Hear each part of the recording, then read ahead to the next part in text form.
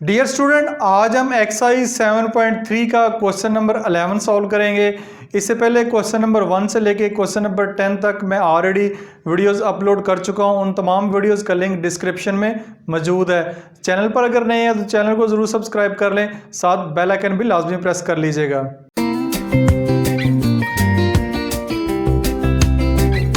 Question number 11 है, find the value of trigonometric function at the indicated angle theta in the right triangle. आपके पास इस question में 3 parts हैं। 3 part में part number 1 जो है एक राइट एंगल ट्राइंगल आपको दी हुई है। आपने इसमें जो ट्रिग्नोमेट्रिक फंक्शन है 6 हमने पढ़े हैं, उनकी वैल्यूज फाइंड करनी है। ठीक है, तो सबसे पहले देखें यहाँ पे ए बी और सी जो है ट्राइंगल के नाम नहीं लिखे हुए, ये आपने अपनी तरफ से इनके नाम ए बी और सी लिख सकते हैं। ठीक है, यहाँ पे 4 और 3 लिखा हुआ है। यहाँ पे आपने परपेंडिकुलर जो है वो फाइंड करना है। ठीक है, फार्मूला अप्लाई करने के बाद फिर आपने ट्रिग्नोमेट्रिक फंक्शन है उनकी वैल्यूज जो है उनको आप फाइंड करेंगे। सबसे पहले हम क्या करते हैं कि by applying Pythagoras theorem, Pythagoras theorem जानते हैं हम कि C square is equal to A square plus B square है। तो सी किस में, यानी ए के सामने जो है वो ए होगी वैल्यू। ठीक है, स्मॉल ए, सी के सामने स्मॉल सी और बी के सामने स्मॉल बी। ठीक है, हमारे पास ए की भी वैल्यू मौजूद है, सी की भी मौजूद है। जस्ट आपने बी की वैल्यू फाइंड करनी है, वो हम पैथागोरस थ्योरम के जरिए अप्लाई करेंगे। कुछ जो टीचर आपके कोई और भी मेथड अप्लाई कर सकते हैं, नाम कोई और रख सकते हैं, लेकिन तरीक़ेकार जो यही होगा। C square is equal to A square plus B square. तो आप वैल्यूज पुट करेंगे, सी की वैल्यू जो 4 है, ए की वैल्यू आपके पास 3 है, प्लस बी स्क्वायर यानी बी की वैल्यू आपने फाइंड करनी है। 4 का स्क्वायर 16 इज इक्वल टू 3 का square 9 plus B square.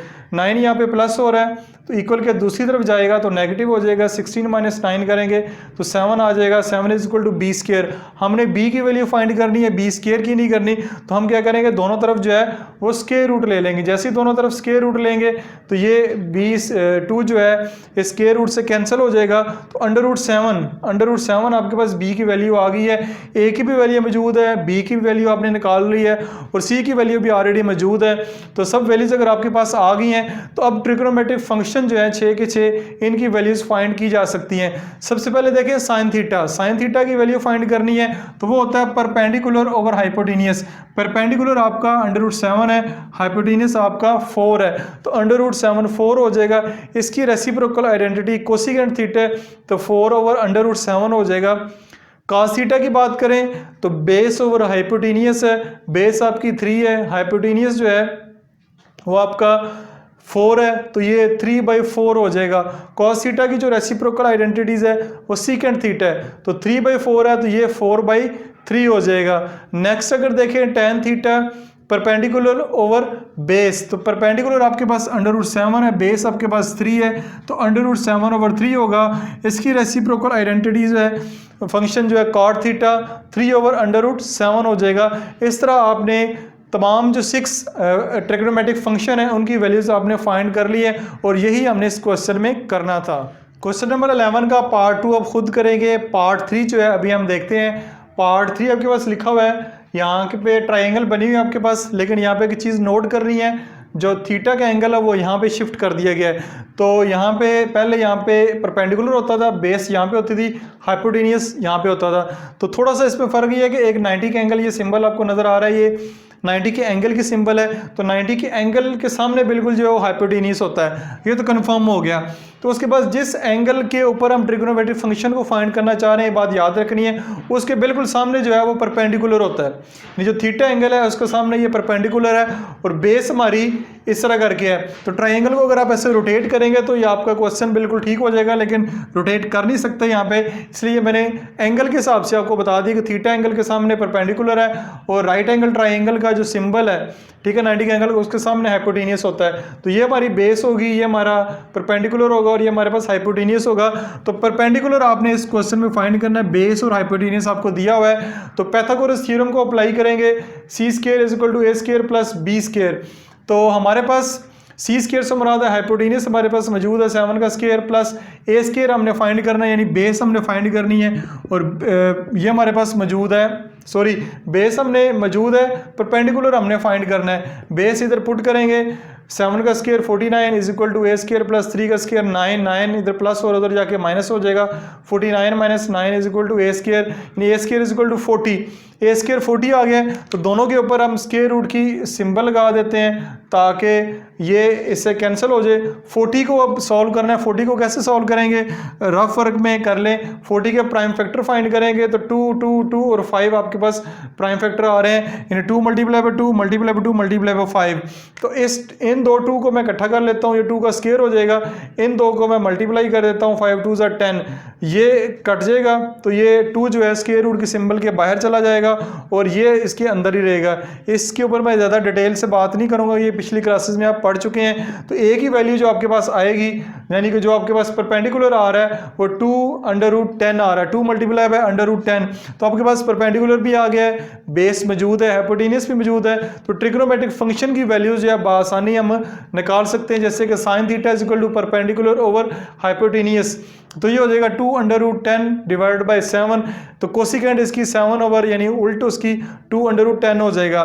Cos theta find करेंगे, बेस ओवर हाइट है, बेस आपके पास 3 है, सॉरी बेस ओवर हाइपोटेनियस है तो 3/7 हो जाएगा, तो सीकेंट 7/3 हो जाएगा।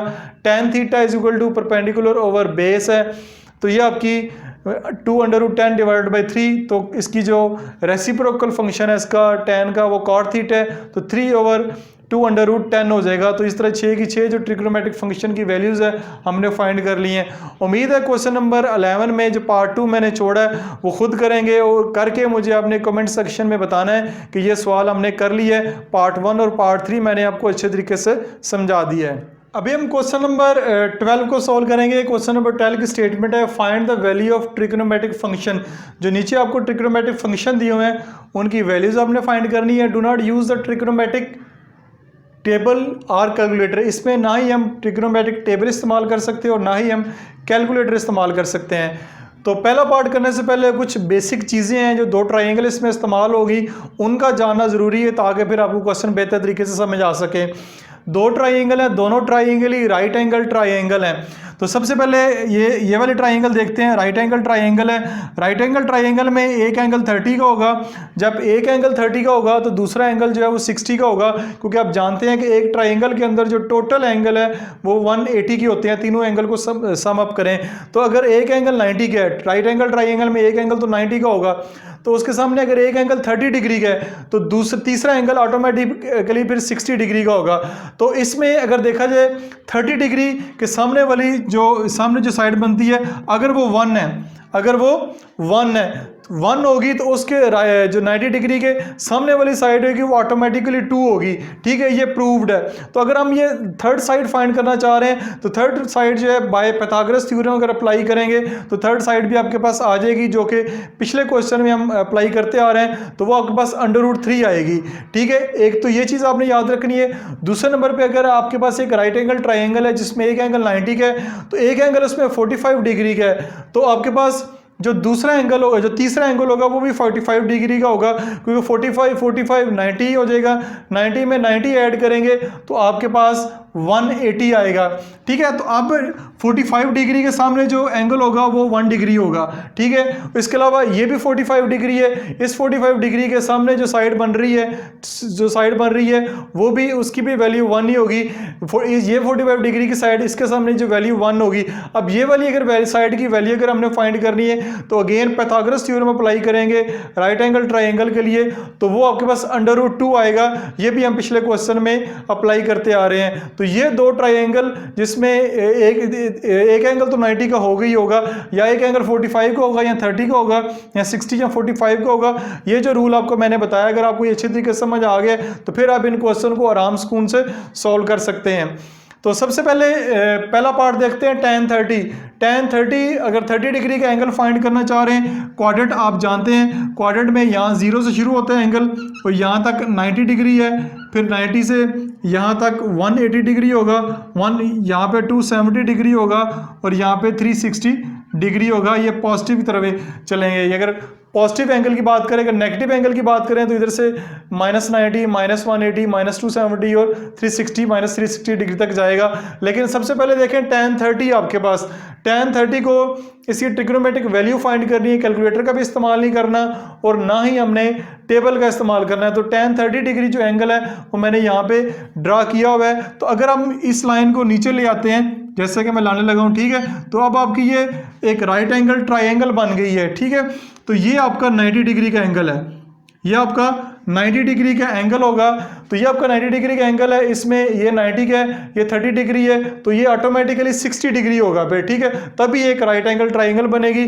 तो 30 डिग्री के सामने, जैसे कि हमने पढ़ा है, अगर 30 डिग्री के सामने वाली साइड अगर 1 हो, ठीक है, ये 30 डिग्री के सामने अगर साइड जो है ये वाली 1 है, तो इसके 1 के जो सामने वाली साइड है वो 2 होती है, ये 1 है तो ये आपके पास 2 होगी फिर, ठीक है। तो अगर थर्ड साइड फाइंड करेंगे तो वो √3 होगी बाय अप्लाइंग पैथागोरस थ्योरम। तो पैथागोरस थ्योरम को मैं यहाँ पे अप्लाई नहीं कर रहा, इसलिए ये चीज़ मैंने आपको क्वेश्चन के शुरू में समझा दी थी, ताकि आपको बार बार ये वेरीफाई ना करना पड़े कि अगर 30 डिग्री का एंगल है तो इसके सामने वाली साइड 1 होगी, अगर 1 हो तो उसके जो अपोजिट साइड होगी वो 2 होगी। तो इन दोनों को, ये साइड आपके पास आ गई है, ये आपकी है परपेंडिकुलर है, ये आपके पास हाइपोटेन्यूज है, बेस आपके पास फिर √3 होगी बाय अप्लाइंग पैथागोरस थ्योरम। तो अब हम देखें tan 30 की वैल्यू जो है आप आराम स्कून से फाइंड कर सकते हैं। tan 30 जो, जैसे कि जानते हैं आप कि tan अगर की वैल्यू फाइंड करना चाह रहे हैं तो वो आपके पास परपेंडिकुलर ओवर बेस होता है, यानी P ओवर B होता है। तो परपेंडिकुलर आपके पास क्या है, यहाँ पे परपेंडिकुलर आपके पास 1 है, ठीक है, यहाँ पे परपेंडिकुलर आपके पास 1 है, 1 आ जाएगा। और नीचे आपके पास बेस है, बेस आपके पास यहाँ पे क्या है √3, तो ये आपके पास √3 आ जाएगी, 1 ओवर √3, यानी आपने tan 30 की जो वैल्यू है वो फाइंड कर ली है, वो आपके पास 1 ओवर √3 है। इसी तरह हम बाकी के मजीद क्वेश्चन भी सॉल्व करते हैं। अभी हम इसका पार्ट 2 फाइंड करेंगे। पार्ट 2 आपके पास है tan 330 डिग्री। tan 330 डिग्री को अगर ड्रा करें, यहाँ से शुरू करें तो यहाँ तक आपका 330 डिग्री आएगा। 330 डिग्री के बाद ये वाला जो एंगल है ये 30 डिग्री का बन रहा है, तो हम क्या करेंगे, ये 30 डिग्री का एंगल है, इस लाइन को यहाँ तक मिलाएं तो ये आपके पास जो है एक राइट एंगल ट्राइंगल बन रही है, जिसमें ये वाला 30 डिग्री का एंगल है, ये वाला 90 डिग्री का एंगल है और ये वाला 60 डिग्री का एंगल है।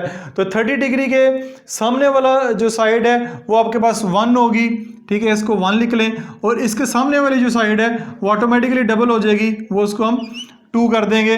और जो ये वाली एक साइड बचेगी, बस पैथागोरस थ्योरम इसको अप्लाई करते हुए निकालेंगे तो ये आपके पास √3 आ जाएगी।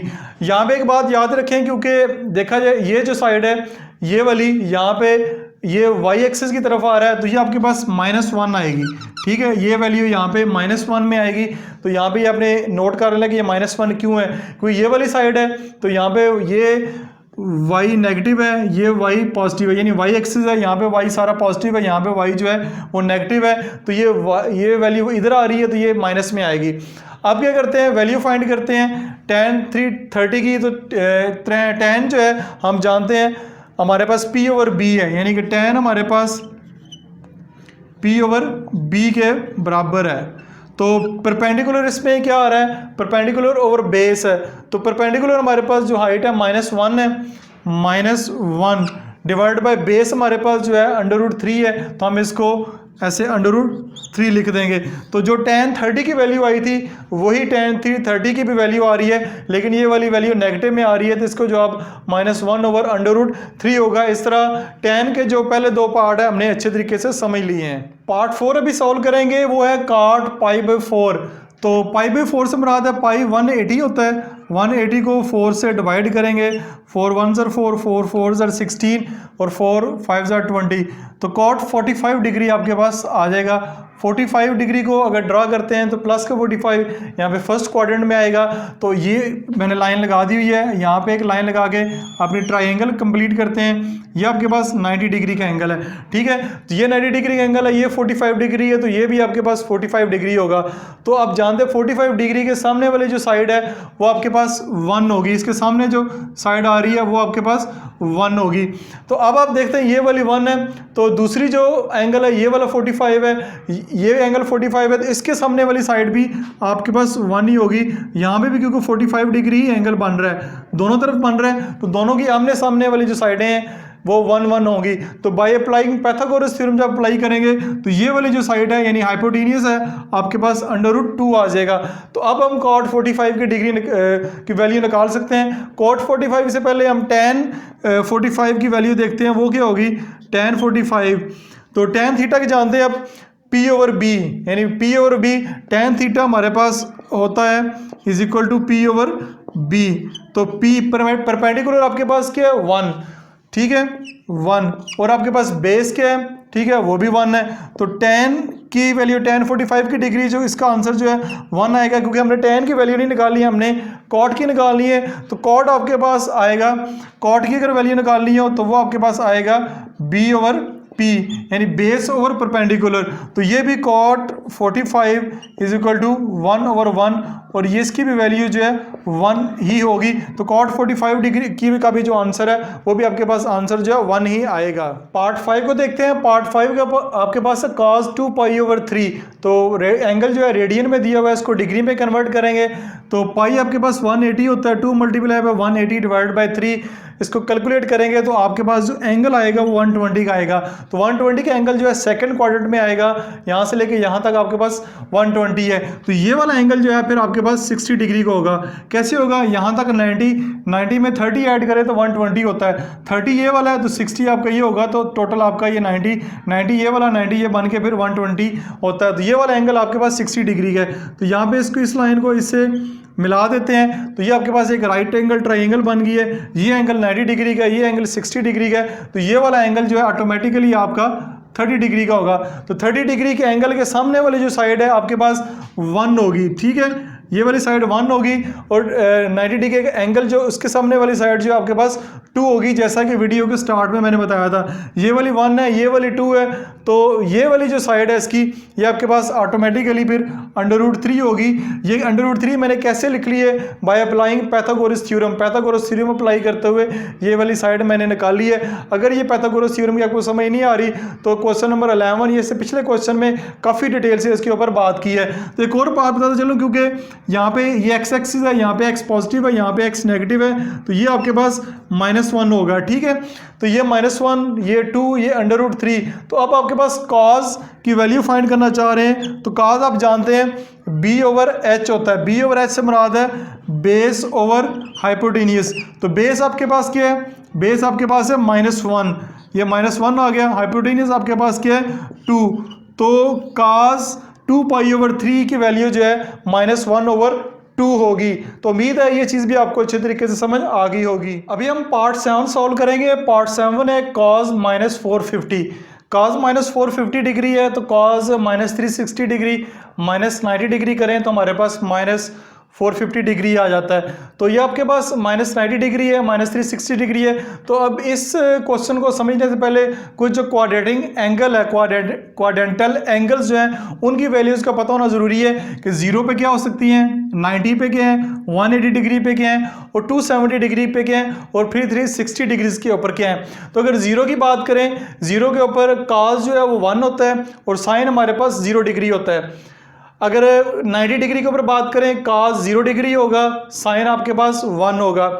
अगर आप 180 के ऊपर बात करें cos -1 होगा, साइन आपके पास 0 डिग्री होगा, और 270 डिग्री के ऊपर cos आपके पास 0 है, साइन आपके पास -1 है। ये चीज़ आपके पेज 160 के ऊपर वेरीफाई भी की हुई है। इसको पूरा यहाँ पे एक्सप्लेन नहीं किया जा सकता, वीडियो बहुत ज़्यादा लंबी हो जाएगी। जस्ट आपने यही याद करना है कि ये ऑर्डर पेयर है 1 0 0 1 -1 0 0 एंड -1।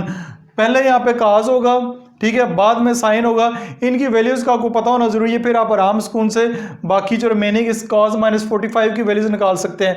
cos -45 की बात करें तो cos 450 है, cos -450। तो आप ये यहाँ से चक्कर पूरा करेगा तो ये आपका 360 पूरा हो जाएगा, यानी -360 हो गया। तो -360 तो -90 डिग्री तक आपने जाना है। तो ये -90 डिग्री मज़ीद जाएंगे तो ये आपका cos 450 डिग्री जो है वो -450 डिग्री यहाँ पे आएगा। तो यहाँ पे cos यहाँ पे आ रहा है, तो यहाँ पे आप देख सकते हैं cos आपके पास क्या है, cos यहाँ पे 0 है, तो हम लिखेंगे cos minus 450 degree is equal to 0। तो आपने इस क्वेश्चन को आप इस तरह सॉल्व करेंगे, cos minus 450 degree is equal to 0 आपके पास आएगा। मजीद इस तरह की कुछ और मजीद क्वेश्चन सॉल्व करते हैं ताकि ये वाला कॉन्सेप्ट आपको अच्छे तरीके से समझ आ सके। पार्ट 8 हमारे पास tan माइनस 9 पाई, अगर देखते हैं कहाँ आता है तो यहाँ से शुरू करेंगे, ठीक है। यहाँ से 1 पाई यानी 1 पाई होगा, यहाँ से 2 पाई हो जाएगा, माइनस 3 पाई, माइनस 4 पाई, माइनस 5 पाई, माइनस 6 पाई, माइनस 7 पाई, माइनस 8 पाई और माइनस 9 पाई, यानी माइनस 9 पाई जो है आपका यहाँ पे आ रहा है। तो यहाँ पे आप देखते हैं माइनस 9 पाई में कॉस आपके पास -1 है, साइन आपके पास 0 है, लेकिन हमने tan माइनस 9 पाई की वैल्यू फाइंड करनी है। तो tan minus 9 pi is equal to tan, आप जानते हैं कि tan हमारे पास होता है tan theta is equal to sine theta over cos theta. तो ये इसका फार्मूला है, साइन tan माइनस 9 पाई होगा sine 9 pi divided by cos 9 pi के बराबर होगा। तो यहाँ पे देखते हैं कि cos हमारे पास -1 है, साइन हमारे पास 0 है, ठीक है। साइन माइनस 9 पाई 0 आएगा, cos माइनस 9 पाई हमारे पास -1 आएगा, 0 माइनस 1 करेंगे तो आपके पास आंसर 0 आएगा। तो tan माइनस 9 पाई जो है इसका जो आंसर है वो 0 आएगा।